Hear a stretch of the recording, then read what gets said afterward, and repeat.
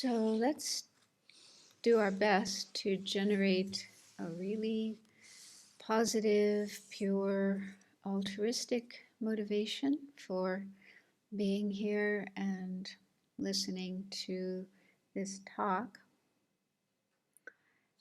One thing that might be helpful to bring to mind is when the Buddha himself gave teachings, his intention was universal, unconditional, loving kindness and compassion for all beings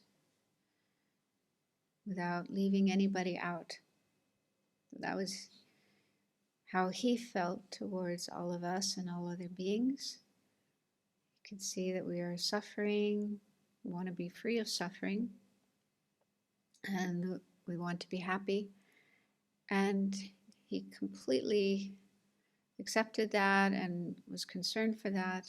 And so that was his wish, to free us from suffering and its causes and help us find genuine peace and happiness and the causes of those. So that was his intention, his motivation for teaching. And the same is true for all the other great Buddhist masters of the past, such as Shantideva and Lama Tsongkhapa and so on. So their intention in teaching and writing texts and so on was the same, to help all living beings. So it's good if we can try to have even just a tiny trace of that same attitude in our mind as we listen to, think about, learn about these teachings, that we do this to benefit all living beings. And if you can feel yourself the aspiration to become fully awakened, fully enlightened, the bodhicitta mind, then you can bring that in as well. May these teachings, may this session we're doing today be a cause for our future attainment of enlightenment, Buddhahood, so that we too can join the Buddha and all the other Buddhas and Bodhisattvas in working to bring all beings to enlightenment as well.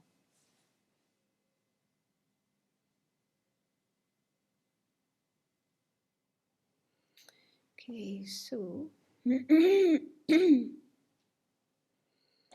there's a couple of questions here from yesterday, but most of them are related to the Tara practice. So I will leave those for this afternoon. So this morning we will continue with Shantideva's 9th chapter, which is about emptiness, the perfection of wisdom. So yesterday we started looking at the text and got up to verse 2, which introduces the two truths. And then I started going through the files, the extra file that I sent you, or that you should have downloaded, supplementary notes on the two truths, because Shantideva's text doesn't say much about the two truths, and this is an important topic and also a difficult topic, so I put together these extra notes about the two truths. So yesterday we started talking about the ultimate truth, the meaning of ultimate truth, and how that is emptiness. And then we looked at the definition of ultimate truth. And this is according to Madhyamika Prasangika, that's a particular school which Shantideva is believed to follow. And so according to that school, ultimate truth is defined as an object found by a valid cognizer distinguishing the final nature of phenomena. So that's a sort of technical definition. Basically what it means is an Arya is a person who has directly realized emptiness. When they are in meditation, contemplating emptiness, focusing on emptiness, then only emptiness appears to their mind at that time. Everything else disappears. So they're seeing directly the emptiness of all phenomena, the true nature of all phenomena. So that state of mind is, the technical term of it is a valid cognizer distinguishing the final nature of phenomena. Okay, so don't worry so much about the technical words, but understand that it's a particular state of mind in a particular kind of person, someone who's worked very hard for a long time and finally gained this direct realization of emptiness. So what they are seeing, what they are perceiving, the object of that mind is ultimate truth. And we probably are not at that point ourselves. So it's hard for us to really understand what that means. But it is said that there are beings, including Tara, Arya Tara, and of course the Buddha and all the Buddhas and the Arya Bodhisattvas, who have attained that realization, and we can attain it as well one day. This is our goal, our aspiration. And that's why we're studying emptiness, so that one day we can see it directly with our own minds. So, does it mean that only an Arya is able to see emptiness, to experience emptiness?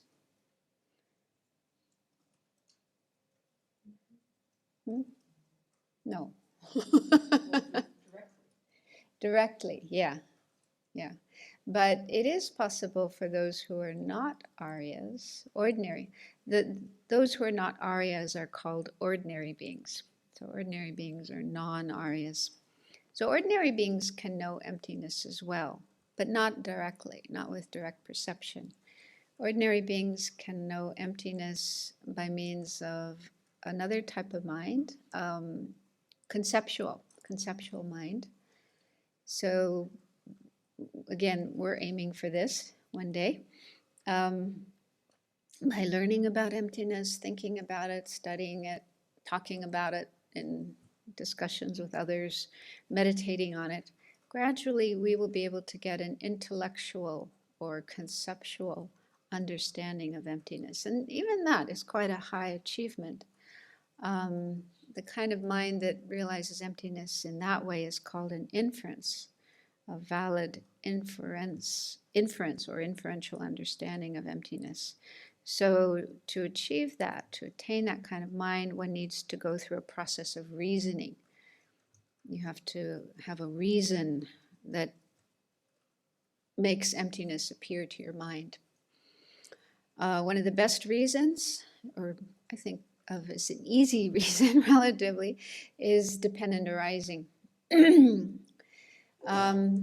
Which basically means whatever exists is dependent.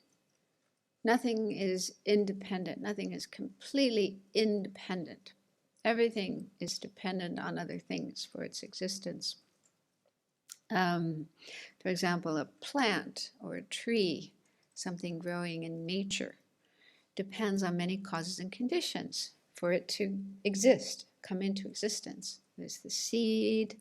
Seed has to be healthy, in good shape, and not really old or burnt or damaged. So a healthy seed, and then it needs to be in soil which has the right nutrients.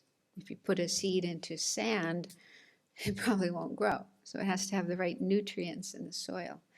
And it needs water. If there's no water, it won't be able to grow. And it needs the right temperature.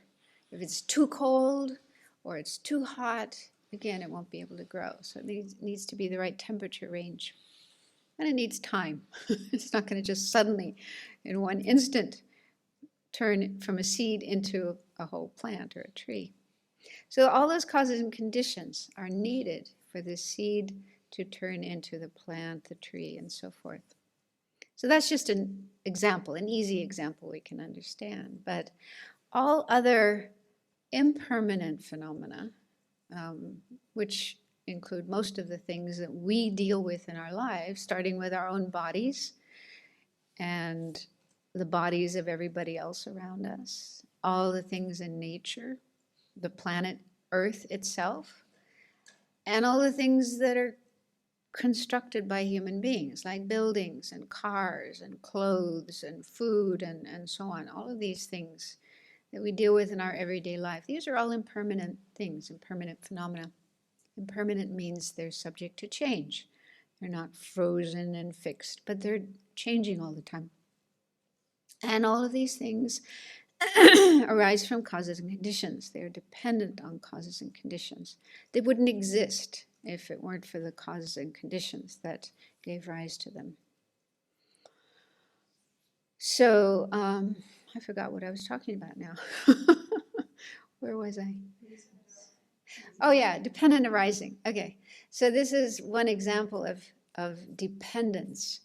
All impermanent phenomena depend on their causes and conditions in order to exist. They also depend on parts.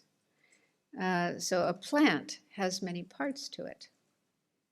The what do you call it? The roots, and then the stem or the trunk of a tree, and then the branches, and so on and so forth. So many different parts. Our bodies are dependent on parts. If some of the parts are missing, especially the really important parts like the brain and the heart, if they weren't there, our bodies wouldn't be able to stay alive and function. So everything has parts. And there's a third way that things are dependent, and that is more difficult to understand, but they are dependent on being labeled, being named. And so we talked about that a little bit yesterday, like the table. A table isn't a table from its own side. The name table, label table, was simply created, produced by human minds, and then projected onto, superimposed onto something which is just made of pieces of wood and glue and nails, varnish. It's not a table from its own side, but we name it table. We label it table. So table is dependent on that process of having a basis, a collection of parts, and then human mind, conceptual mind, giving it a name, giving it a label. That's a little more difficult to understand. But anyway, this is just to illustrate that everything exists dependently rather than independently. And I know for me, like we looked at some of the synonyms of inherent existence, which is this false mode of existence that everything is empty of. For me, the term inherent existence doesn't do a whole lot. It kind of doesn't grab me. It's harder to relate to. But when I use the term independent existence, when I think of independent existence, that's easier to understand, easier to relate to. Independent existence is actually a false mode of existence. It doesn't exist. Nothing exists that way. Nothing is independent because everything is dependent. Okay, so contemplating that helps me, works for me to have a better understanding of emptiness. Emptiness meaning that nothing is independent. Everything is dependent. So anyway, by contemplating a reason such as that, dependent arising, how everything is dependent on other things for its existence, we can understand emptiness. We can get an inferential, conceptual understanding of emptiness. And then we continue meditating on that, and eventually that will turn into a direct, non-conceptual realization of emptiness. And that's the point at which one becomes an Arya. So the point I'm trying to make here is that you don't have to be an Arya to realize emptiness. We can realize it before that. And even now, you know, hear about it and talk about it and think about it. We start getting little glimmers of emptiness. Still not yet an inferential understanding, but some kind of conceptual understanding of it. Okay, so then that's emptiness. And that's the meaning of ultimate truth. So then the other kind of truth is conventional truth. So a simple way of knowing what are conventional truths is everything else that isn't emptiness. Everything that exists has to be something existing and not something totally fantasized. Things that exist and are not emptiness are conventional truths. So everything else is thrown into that basket, conventional truths. And there's a definition of conventional truths, just to be really precise what we're talking about. It's an object, so that means it has to be existent, it has to exist. And it is found by a valid cognizer distinguishing conventionality, a conventionality. So again, that's kind of a technical string of words, but that's a kind of mind. A valid cognizer is a kind of mind. It's a correct one. It has to see things correctly rather than mistakenly.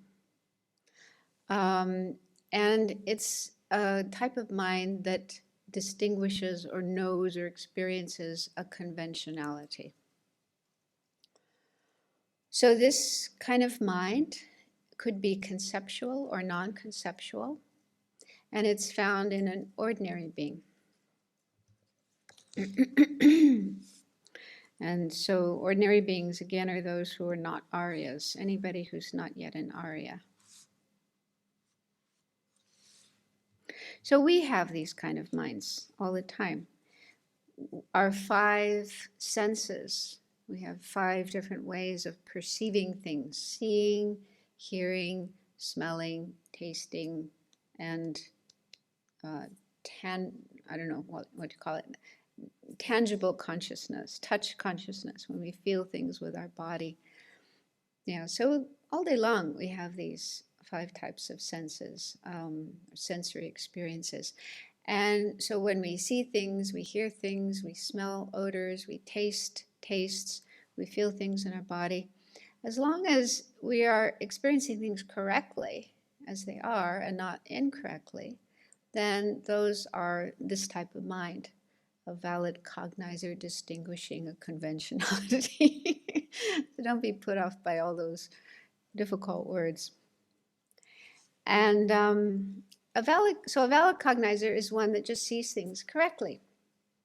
Like, for example, recently Deki told us that she saw a moose. She was out in the forest somewhere, and she saw a moose, a mommy moose, and her baby. Okay, so that's unusual. There are mooses around, but they tend to stay away from us. And so it's not easy to spot a moose. So I think we were all kind of excited that she saw a moose. And so she was sure that she saw a moose, that it was a moose and not a tree stump. Okay, it's possible. You might see a tree stump and then think, oh, is that a moose? Okay, so when we have a valid cognizer, we see an object correctly as it is, at least conventionally, and we are sure about it, so that afterwards we can say to people with confidence, I saw that, or I heard that, or I smelled that, and so on. And even if people say, are you sure? Did you really see a moose? Was it really a moose? We can say, yes, I'm sure. And in fact, she had her camera with her, so she could take a photo of it to prove it was a moose. Okay, so those are just examples. That's just an example of a valid cognizer. Now, we sometimes see something or hear something, and we're not quite sure what it was. Yeah. For example, last night people were shooting off fireworks down below. So we hear that sound, and we might wonder, now, is that fireworks, or is it a gun? Yeah, we also have that kind of sound sometimes. Somebody's target shooting. I hope they're just target shooting and not actually shooting at sentient beings. But we do have the sound of gunfire sometimes.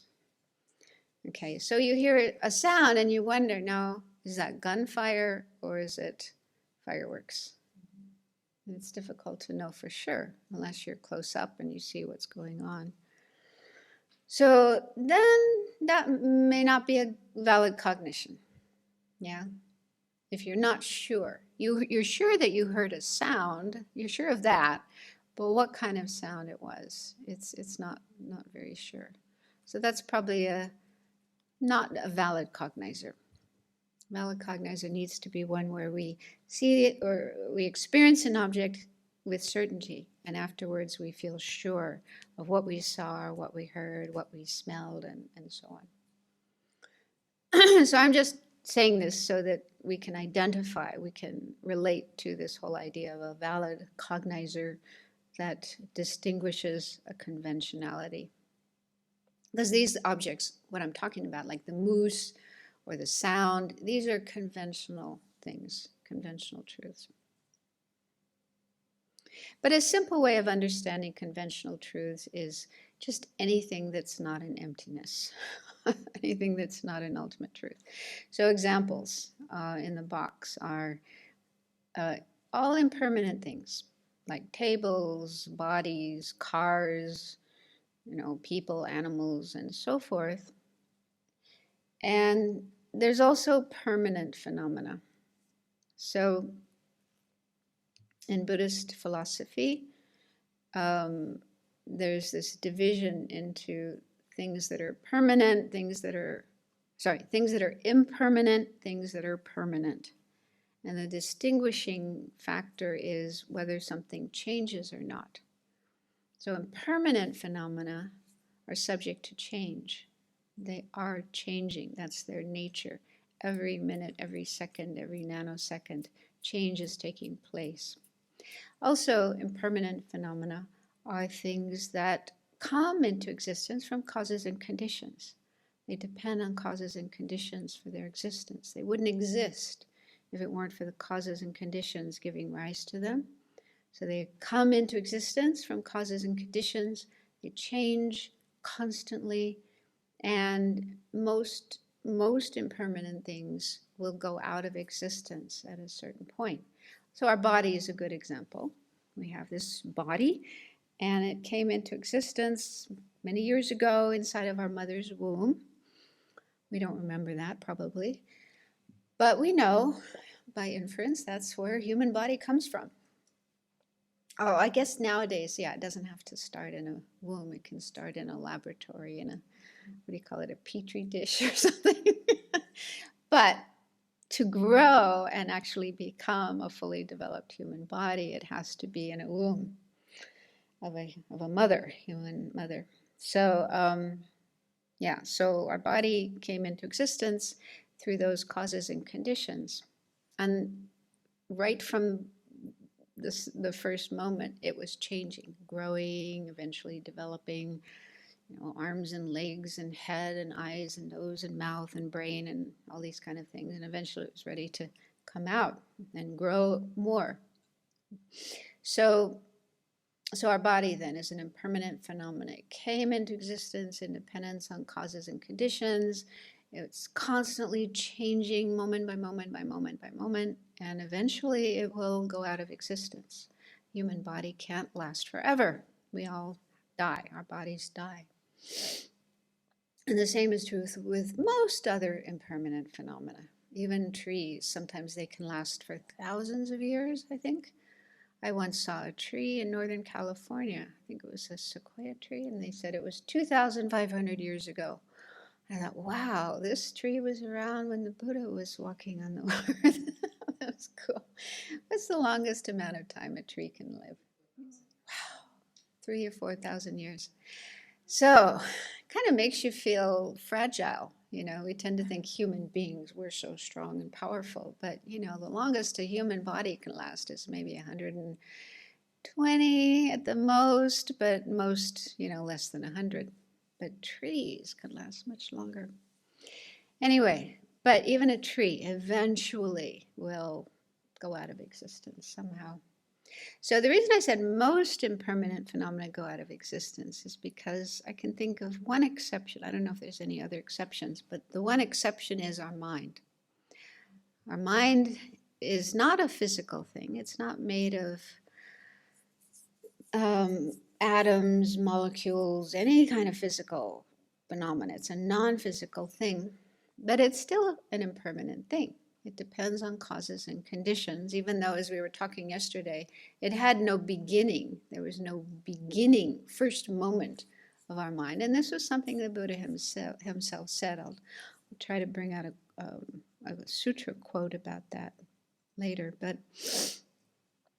yeah, the mind didn't have any beginning, but it's still dependent on causes and conditions. And that's a little harder to understand, but partly because we can't see the mind. We can't put the mind under a microscope and look at it and study it. But we can know it from our own experience, especially with meditation, with mindfulness, looking at our mind. We can gradually understand it better. So the way the mind depends on causes and conditions is, it's not a thing. We shouldn't think of our mind as a thing sitting inside of us and, like an organ that's thinking and feeling and remembering. Get rid of that idea if you have it. Instead, it's more like a stream. In fact, they use that term in Buddhist texts. They talk about the mind stream or the mental continuum. It's something that's kind of like a river flowing and changing all the time, every minute, every second, every nanosecond, in the sense that each moment there are experiences arising in the mind, and they only last a moment and then they're gone, and the next one arises, and then that's gone, and the next one arises, and that's gone. So constantly our mind is changing, having different experiences, different mental states, coming, going, coming, going, coming, going. And never stops, never ceases, never has a break, no coffee breaks or sleep breaks, even when we're sleeping. Our mind is still going, having experiences like dreams. So those are experiences in the mind. And even in a dreamless sleep, sometimes there's, just, what do they call it? The technical term, non-REM sleep or whatever. Even when there's no dreams happening, our mind is still there experiencing something, even if it's just darkness, blankness. So it never stops, day and night. Even in a deep state of sleep or a coma, mind is still there, experiencing things.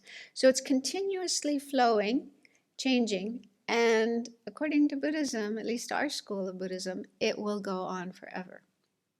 It will never stop. It will never go out of existence. It will never be destroyed. Eventually, especially if we practice the Dharma, our mind will reach the state of enlightenment, Buddhahood.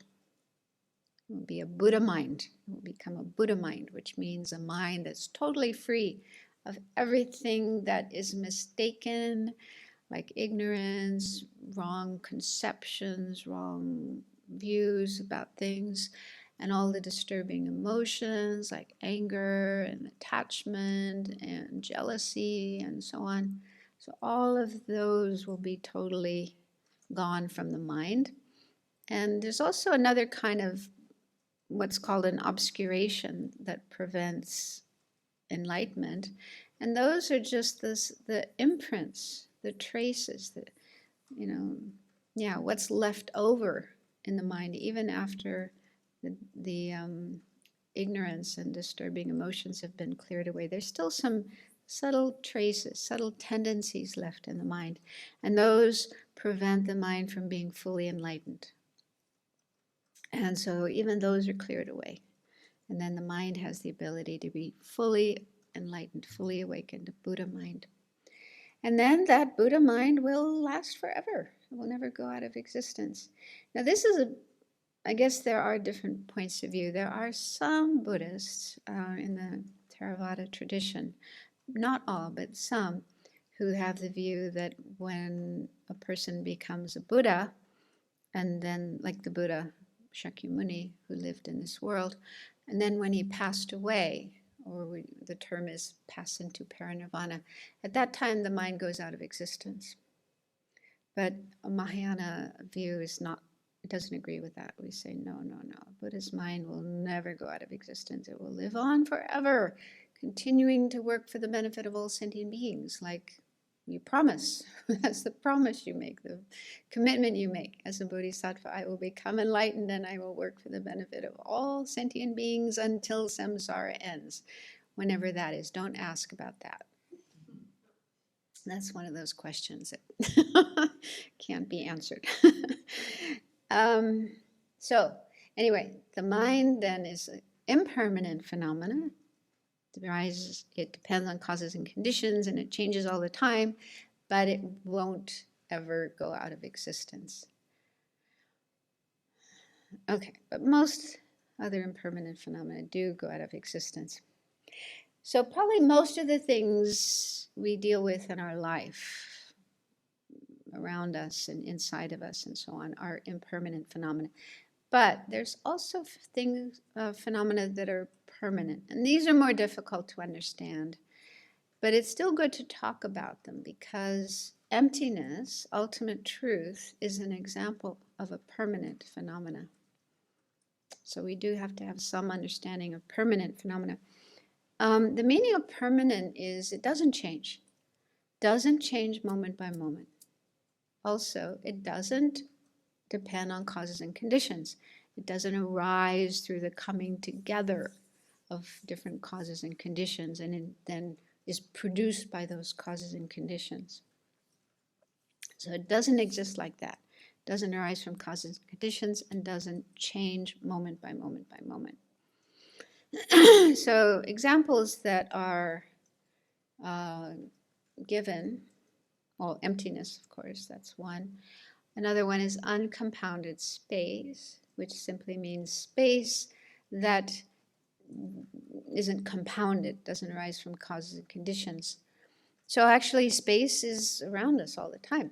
It's just this empty space in the room. And even where there are solid objects, like our bodies and the table and any other solid object, there's space there as well. Because if there wasn't space there, that object couldn't be there. So space is everywhere. Uncompounded, unconditioned, impermanent space. It's just the lack of obstruction, the lack of contact. So that's said to be a permanent phenomenon. Because there's nothing there that can change. There's no particles of matter that go through changes. It's a permanent, unchanging phenomena. So think about that. And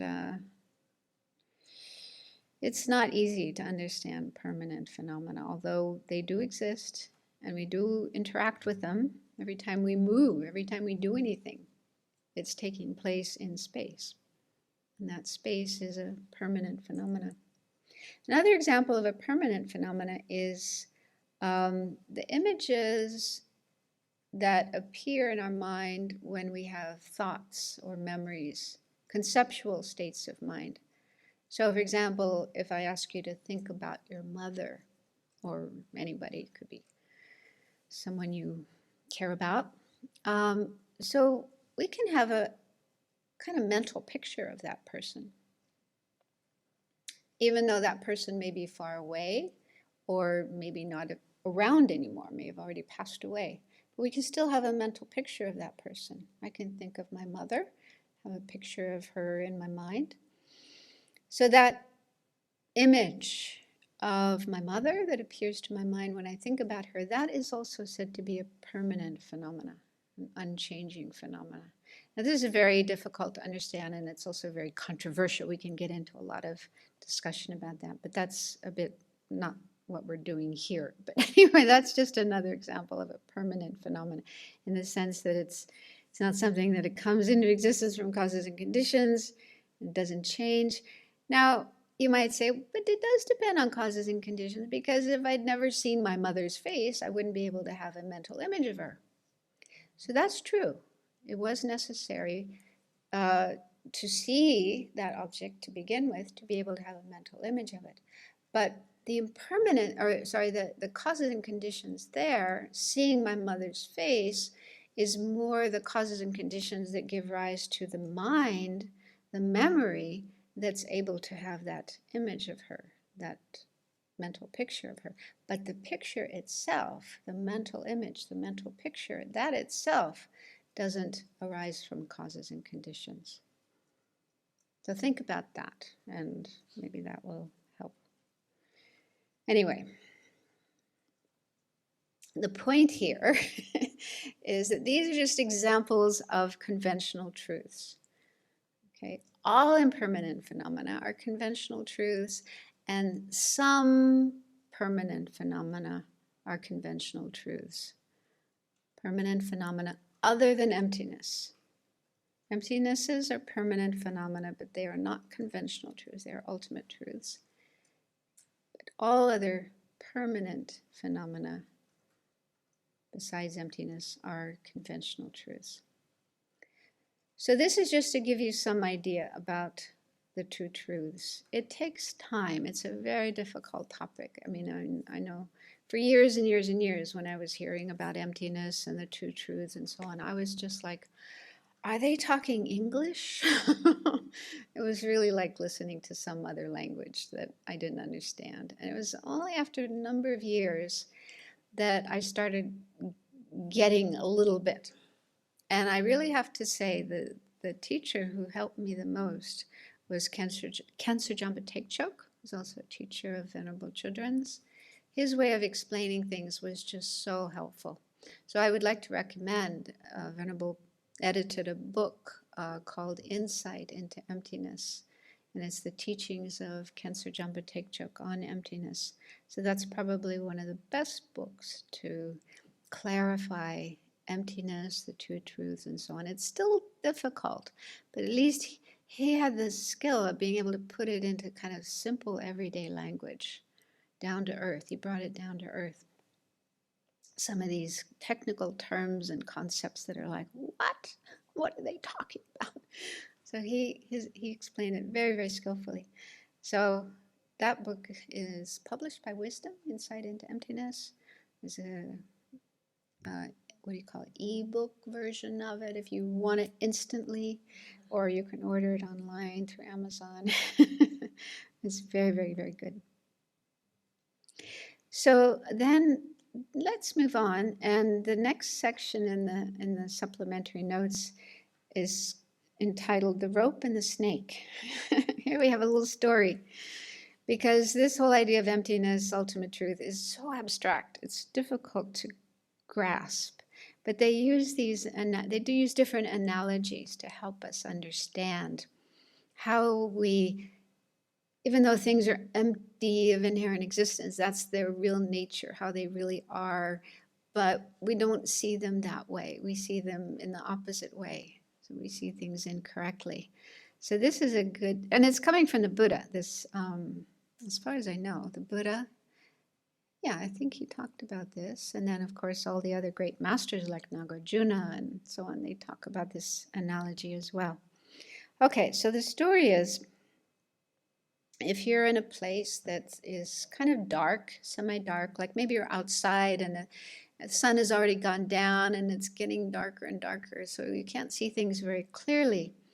And if you're walking around on the grass, maybe you see this rope, coiled up rope, and it's got stripes on it. So because you can't see it very clearly, your mind might think, oh, a snake. And when we see a snake, we're probably frightened, because some snakes are poisonous. Some people feel scared even of non-poisonous snakes. There's just something scary about snakes, I think. It's not easy to see a snake and feel, oh, how cute, and want to go and pet it. So you probably feel some fear coming up. However, this whole experience is mistaken. It's a misconception. This is not a valid cognition. This is a wrong perception and a wrong conception that's going on here. Because it's not a snake. There's no snake there at all. It's only the mind that has kind of hallucinated, created, fabricated a snake. But it's understandable because the shape and the color, and you're not seeing it very clearly. It looks like a snake, so it's understandable that you'd make that kind of mistake. So snake is completely non-existent. It's only fabricated by the mind and projected by the mind onto something that isn't a snake. And you can understand that yourself if you look more carefully and check, what's actually there. Then you realize, oh, it's not a snake. And when you do realize that, then the fear goes away. You calm down. You feel relieved. So if we did investigate, we cannot find a snake anywhere in the rope. None of the individual parts of the rope is a snake, and also even the collection of the parts is not a snake. So there's no snake anywhere, and realizing this, our fear goes away. And then it goes on to talk about a car. We probably don't feel scared about cars, but we might feel attracted. We might feel excited, especially if it's a really cool sports car, a Porsche, or a Rolls Royce, or something really expensive. If we see that car, we might go, wow, how cool it would be to go for a ride in that car. So some emotional stuff might come up in our mind when we see a certain kind of car. But we are asked by the prasangikas to investigate.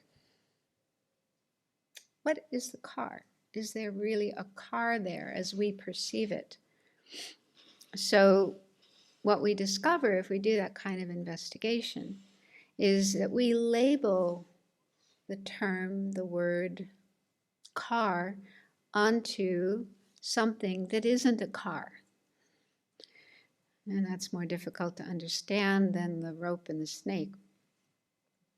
But what we call a car, just a collection of many different parts. If you go to a factory where they build cars, then you can see all the different parts.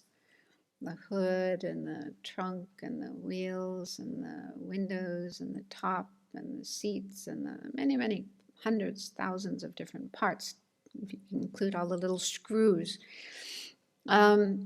So there's just a whole bunch of parts that are put together. And when they're put together, we call it a car. But if we look at all the individual parts, you can actually do that. There's one photographer, I forget his name, but he's Canadian. And he likes to do this. He likes to take things apart and photograph them. Yeah, so I found a few of his photographs. A car, all the parts of a car, all nicely laid out and photographed. A bicycle, a camera, a computer. That's really cool. Go on, well, you can Google and find them. And yeah, so he's made it easy for us. Yeah, to just look at all the different parts of something like a car. And it may sound kind of boring, but it's really helpful to do, to look at each one of those parts, each door, each wheel, each hubcap, each part of the engine, each window, screw. I don't know all the different names of a car, but anyway, all those different parts. And ask yourself, is this a car? No. Is this a car? No. Is this a car? No. And you really get a sense that you can't find a car in any of those parts. So it's good to go through that experiment, or that, what do you call it, exercise. But then when it comes to the collection of the parts, now that's more difficult. We would say, of course not, none of the parts is a car. But when you put all those parts together, in the right way, of course. It has to be properly assembled. The collection of all those parts, that's a car. But that too isn't a car. Now I'm still struggling with that, but what I come to, what helps me understand that is, if none of the parts individually is a car, okay, that you have to figure that out first. You have to be sure of that, that none of the individual parts is a car. And what that means is they are all non-cars, okay? This is a non-car, this is a non-car, this is a non-car, this is a non-car. So you put a whole bunch of non-cars together. How can that be a car? Non-car plus non-car plus non-car and so on equals car? How is that possible? And the way Chandrakirti does it in the Majjhimika Avatara, he says, if you take all the parts, you know, take it apart and make it just a heap of the parts. If you say the collection of parts is a car, then that heap of parts should be a car. You should be able to get into it and drive it down the road. But that's not possible. And we would say, no, of course not. You have to put them together in the right way, not just a heap or spread out all over the ground. You have to put them together in the right way, and then it's a car. But if it wasn't a car when all the parts were there in a heap, there wasn't a car there, but then you put all the parts together and then it's a car, where did that car come from?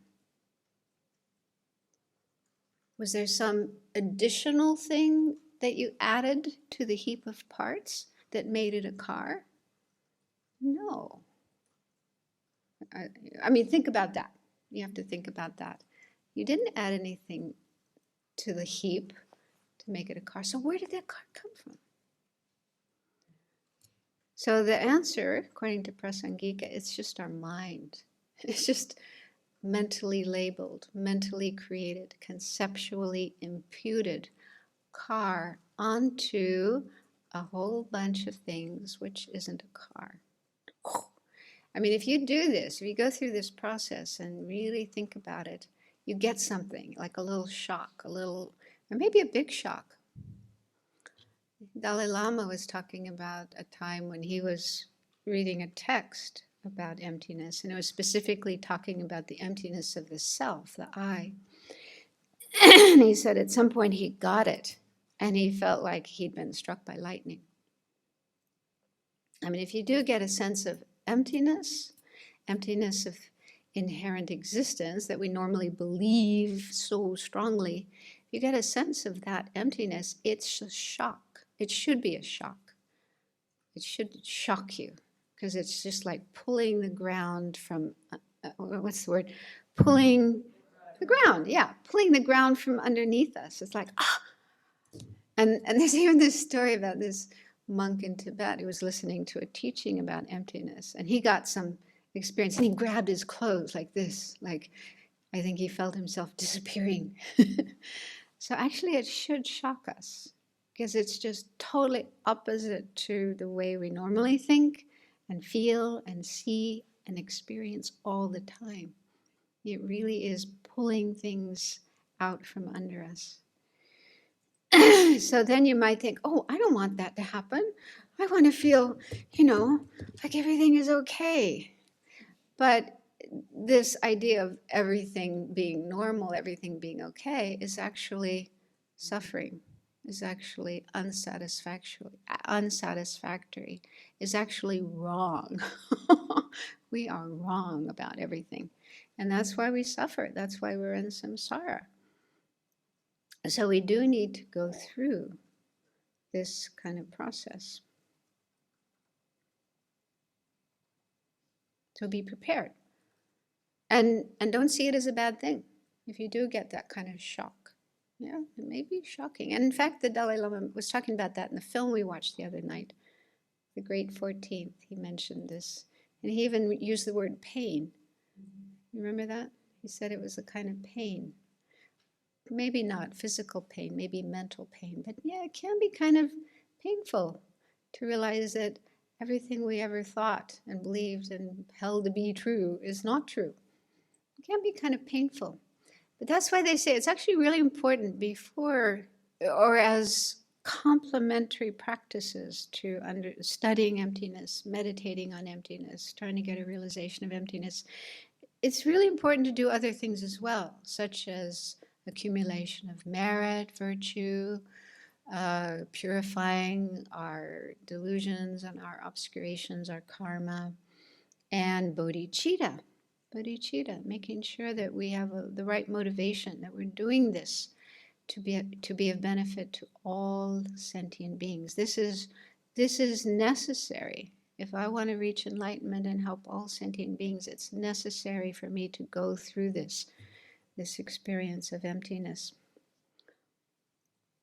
So all of those complementary practices and meditations and so on will support us, even if we find the experience of emptiness kind of shocking and disturbing and so on. It's also good to have connection with teachers. So you can go to your teacher, like the Dalai Lama did. He went to his teacher, and his teacher said, "You're going to be a yogi of space." I don't know, that comes from one text. I can't remember which text it's from, but something about a yogi of space. It's a cool term. So yeah, if we have our teachers to go to, and then they will say, "Oh, you're doing very well." Yeah. Anyway, so these kind of analogies, like the rope and the snake, are helpful just to have a better understanding of what emptiness is all about. Okay, then the next section is number 3, the relationship between the two truths. So I'm adding this additional information just because it will be helpful as we go through the text of Shantideva, in case some of you are not familiar with it. So here are just some points about the two truths and how they relate to each other, because it's possible we might think that they are totally unrelated, totally disconnected from each other, and that's not true. So first is, it says the two truths are a dichotomy. That's probably a term we're not used to, but it means they are a way of categorizing everything that exists. Everything that exists is either one of the two truths or the other. Nothing can be both, nothing can be neither. I mean, impermanent and permanent are another example of a dichotomy. Whatever exists, everything in the universe is either impermanent or it's permanent. There's nothing that doesn't fit into one of those two baskets, and nothing that fits into both. Okay, so it's a dichotomy means a way of categorizing things that includes absolutely everything. So the two truths are like that. Whatever exists is either a conventional truth or it's an ultimate truth. And then the next point says, nevertheless, the two truths are compatible, not contradictory, like heat and cold. Heat and cold are two things that are contradictory in the sense that they knock each other out. If you have something hot and you put it in the refrigerator, although I think you're not really supposed to do that, but I do that sometimes if I have a really hot cup of tea and it's a hot day and it's too hot to drink, I'll put it in the refrigerator for a little while. So the cold will knock out the heat, or at least reduce the heat. And the same if you take something cold and you put it into the oven, the heat of the oven will knock out the cold. So heat and cold are examples of things that knock each other out. So the two truths are not like that. They don't knock each other out. They don't eliminate each other. They are compatible. So ultimate truth, or emptiness, is the actual final mode of existence of conventionally existing things. For example, a cup, or a table, or our bodies. These are examples of conventional truths. They're conventional truths, but their emptiness of inherent existence is an ultimate truth. So our body, even though it's a conventional truth, an impermanent thing, it has emptiness as its final mode of existence, emptiness of inherent existence. I think of it as like a quality, an attribute of the body, its real way of existing, its true way of existing. So it's kind of right here where my body is. Emptiness of the table is right here where the table is. It's not out in space somewhere. So this is helpful to know, because people do sometimes get that idea that, oh, emptiness, it's way out in space, it's in some other world, some other universe. But it's not. It's right here with us all the time, all around us. We just don't see it. So wherever there's a conventional truth, conventionally existing thing, emptiness is there. Emptiness is right there. So they're compatible, not contradictory. I hope that makes sense. The next point is a little more difficult to understand. The two truths with respect to a single object, for example, a cup, okay? The cup itself is a conventional truth. Its emptiness of inherent existence is an ultimate truth. So those are two different things, two different objects, because they are known by two different minds. Conventional truth is known by a conventional valid awareness, like an eye consciousness seeing the cup. But when we see the cup, we don't see the emptiness of the cup. Emptiness isn't something that can appear to our eye consciousness. It's not visible. Okay? The only way we can know emptiness is with our mental consciousness, and it has to be a special mental consciousness that has, learned about emptiness and realized emptiness. So the type of mind that sees the cup itself is a conventional valid awareness, a valid awareness of conventionalities. The mind that sees the emptiness of the cup is a different kind of mind.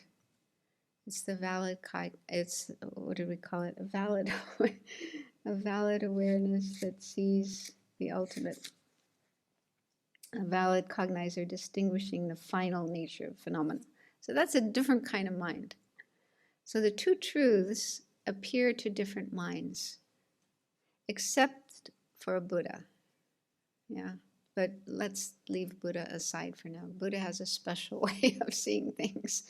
Only a Buddha is able to see the two truths simultaneously at the same time, with the same mind. But that's way beyond us being able to understand. But anyone other than a Buddha, ordinary beings, ordinary sentient beings, are not able to see the two truths simultaneously. There's one exception to that, but I'll talk about that later. That's more difficult to understand. But most of the time, most of our minds are not able to see both truths at the same time. So there are two different things. A conventional truth and an ultimate truth are two different objects. But they are said to be one entity, one nature. Now, the meaning of that is two things are one nature, one entity, if when they are perceived, when they are seen together, they cannot be separated. Just a simple example would be this piece of robe. We call it a chöge in Tibetan. So it's a piece of cloth sewn in a certain way. And so it's a piece of cloth, and it has a color, yellow or saffron color. So the cloth itself and the color of the cloth are actually two different things, two different objects. The cloth is something I touch. I feel it with my tangible touch consciousness. The color I see with my eye consciousness. So they are, strictly speaking, two different kinds of phenomena, but they're fused inseparably. They can't be separated. They can't be separated. So they are two things, but they are one nature. They're inseparable. Now you might disagree. You might say, no, if you put it into a bucket of bleach, the color will go away. You will be able to separate the color from the cloth. But I should have said the yellow cloth and the color of the cloth. Those two things are inseparable. Because if you put it in a bucket of bleach, the yellow color goes away. It's no longer a yellow cloth. Okay? So you have to say yellow cloth and the color yellow of the cloth. Those two things are inseparable. Those two things are one nature.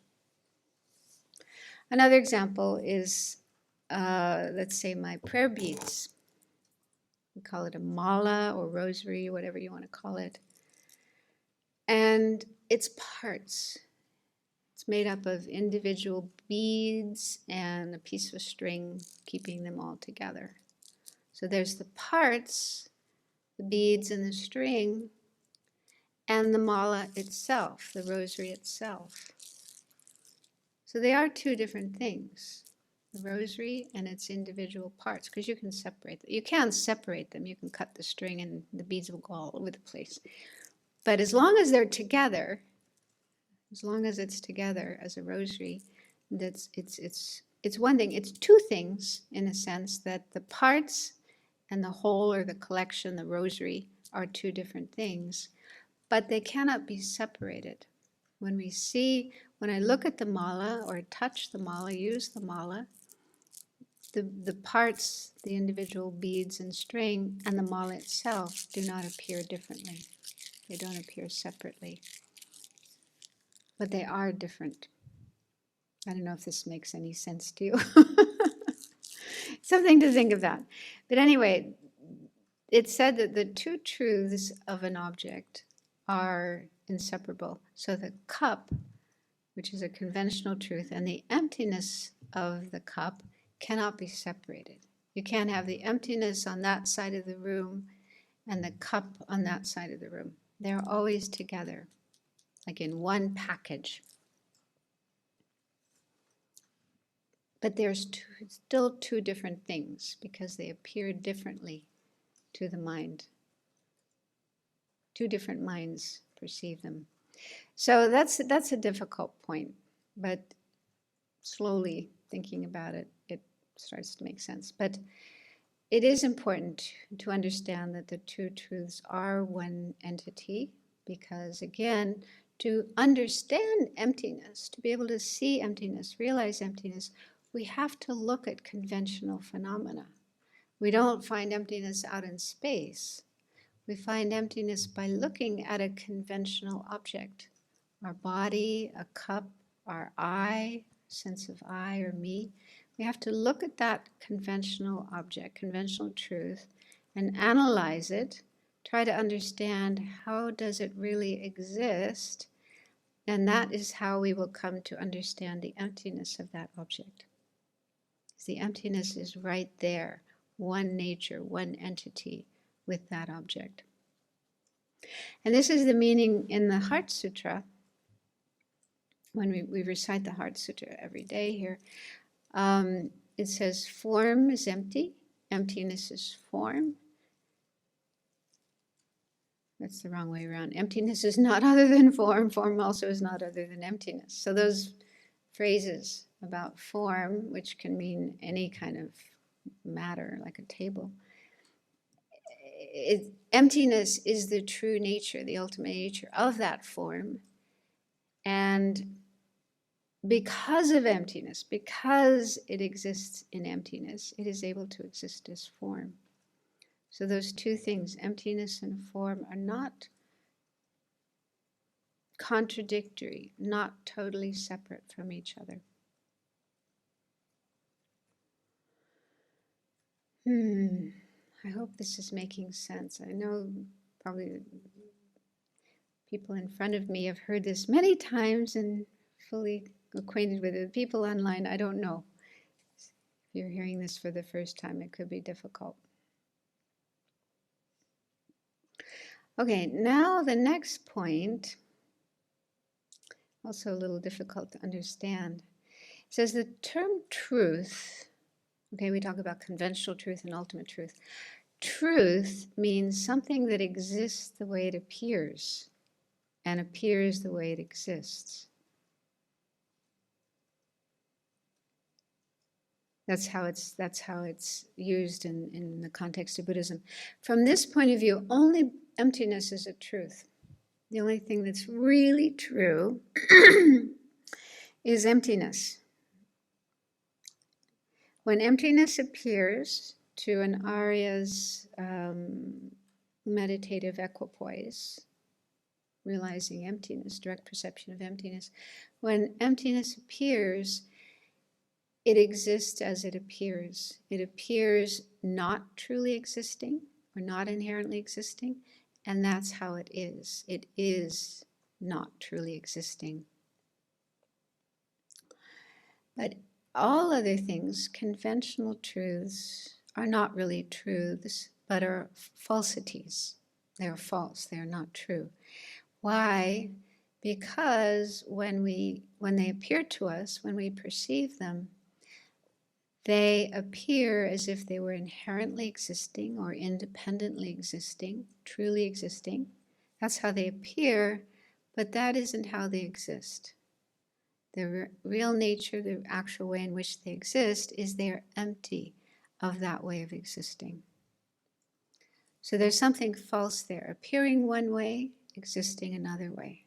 Something wrong, something mistaken, something false.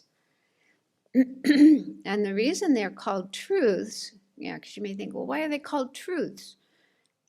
Is because they are true for ignorance. Ignorance here means the ignorance that believes in true existence, grasps things to be truly existing. So ignorance, which we have in our mind, it's operating much of the time. When we see, let's say, a person, we see a particular person, they appear truly existing, inherently existing, existing from their own side, independently existing. That's how they appear. And ignorance believes in that, buys into that, grasps at that, goes along with that. Yes, it's true. They really are inherently existing. Not that we do this deliberately or consciously. It's just an automatic process. It's just the way our mind works automatically. We just automatically buy into the apparent inherent existence of things. So an example of this is fool's gold. That's something that looks like gold. It's shiny and yellow. And some people, fools, people who aren't very smart, who don't know how to distinguish real gold from false gold, they believe it. They see this stuff and they think, oh, it's gold.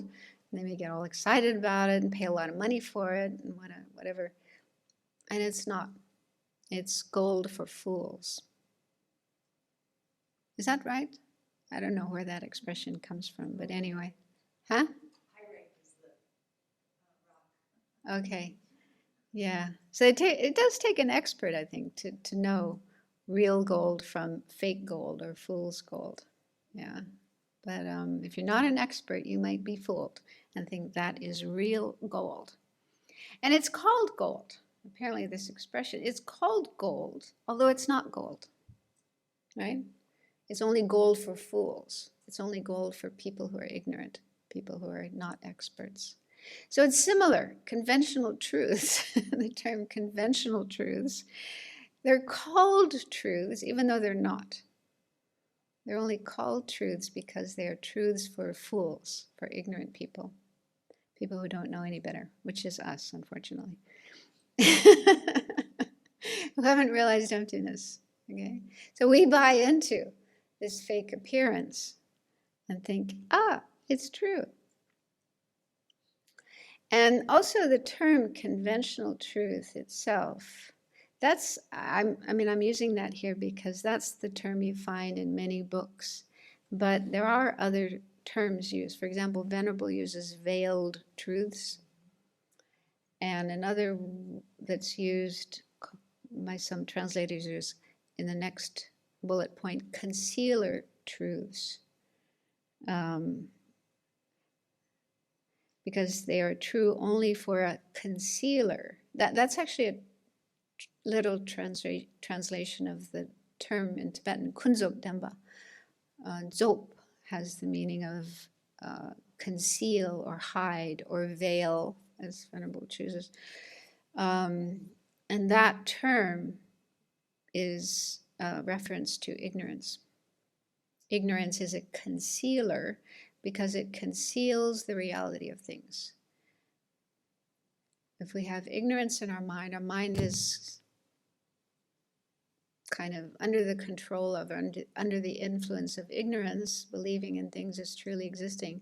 So it obscures the true nature of things, the emptiness of things. It sort of projects this false overlay, that's how I like to think of it, a false kind of overlay onto what's there. Things are really empty of inherent existence, but ignorance projects this completely false way of existing onto things, as if they were truly existing, inherently existing, even though they're absent of that, empty of that. So if you're reading different texts or hearing different teachings, you will come across these other terms. Concealer truths, or truth or concealer is another translation. Veiled truths. What does Jeffrey call it? Truth for a jerk. Have you heard that?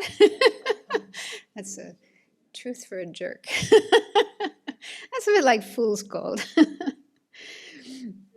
Yeah, so the term conventional truth is kind of tongue-in-cheek. Yeah, conventional truth or veiled truth. They're not really true. They're not really true because they don't exist as they appear. Only emptiness, ultimate truth, is really true. So I don't know, this is, if you're hearing this for the first time, then you might find it really overwhelming. But yeah, Shantideva's text does kind of assume right from the beginning that we do have a certain amount of understanding of the meaning of emptiness and the two truths, because then he will go on and explain more. So let's just look at the next section. This could be helpful as well. 3 criteria for conventional existence. Some of you might have been wondering about this. So the Prasangikas say that things do not have inherent existence from their own side. They are merely labeled. You know, like this is not really a table. It's just labeled a table. A car isn't really a car. It's just labeled a car. So then people think, well, if that's the case, we should be able to call anything anything, and it would be that. You know, I could call this gold. I could label this gold, and it would be gold. I could make a lot of money from this. So people do say that to the Prasangikas. You know, this is like a consequence that they throw at the Prasangikas. Okay, so they say, no, it's not like that. We can't just call anything anything, and it becomes that. For something to exist conventionally or in conventional terms, these are the technical expressions they use, it has to satisfy 3 criteria. First is, it is known to the world. And known to the world doesn't necessarily mean everybody in the world has to know it. At least one person has to know it with a valid cognizer, with you know, a correct cognizer. Because otherwise you could say, well, if there's somebody who sees an elephant floating around in this room, you know, we would have to say, well, then there is an elephant floating around in the room. That's not a valid cognizer. So if there's somebody who has a valid cognizer, knowing an object, conventional valid cognizer, then that's the first criteria.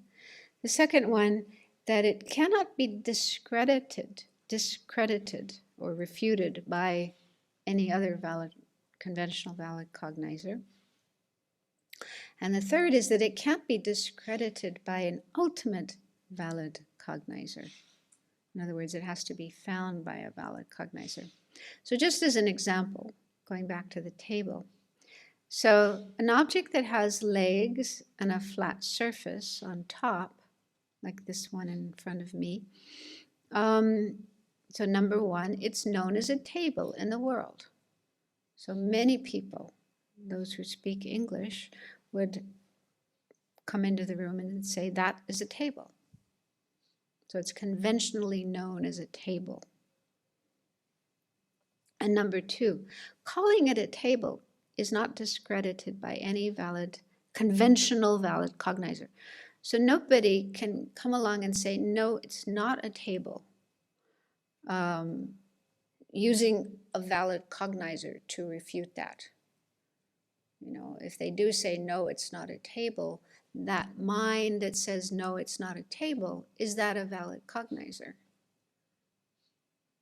Now, this is hard when we talk about valid cognizers, knowing what's a valid cognizer, knowing what's not a valid cognizer. This is a whole other area of Buddhist studies. But yeah, the criteria for a valid cognizer, it is correct. It sees an object correctly as it is, at least conventionally, and it's certain, it's confident in what it sees, so it can lead to certainty afterwards.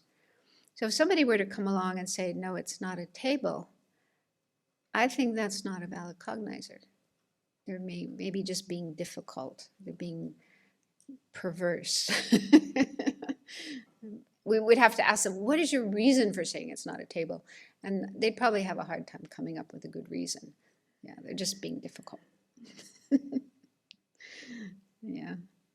But in some cases, like the elephant floating in the room, if somebody walks in and says, there's an elephant floating around on the ceiling, the rest of us would look up and probably not see an elephant floating around on the ceiling. And if it were there, we should be able to see it with our eye consciousness, valid eye consciousness. So we have a valid eye consciousness that can refute or discredit this person who thinks there is an elephant floating around on the ceiling. So that way we can prove that it's not there. And then the third criteria, calling it a table is not discredited by any ultimate valid cognizer.